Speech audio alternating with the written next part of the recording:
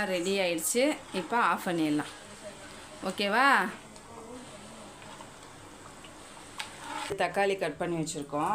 உப்பு எல்லாம் கை விட்டு பிசைஞ்சிரு. மஞ்சத்தூள், குழம்பு மிளகாத்தூள் ஒரு 3 ஸ்பூன் உடச்சி சேர்த்துக்கோங்க. அதெல்லாம் நசுக்கிக்கோங்க ஓரளவுக்கு. மீன் குழம்புக்கு முக்கால்வாசி வேலை முடிஞ்சிருச்சு. ஒரு 50 கிராம் நல்லெண்ணெய், குழம்புக்கு கொஞ்சம் வெந்தயம் போட்டுக்கணும். இப்போ வடகம், கருவேப்பிலை, பூண்டு மணமும் அப்படி இருக்கும். ஒரு 100 கிராம் சின்ன வெங்காயம் நல்லா மிக்ஸ் பண்ணிவிட்டு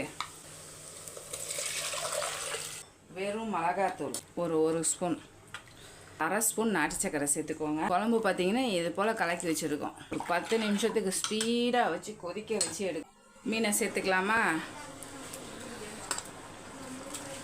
ஒரு 5 நிமிஷம் அப்படியே சிம்மில் வச்சு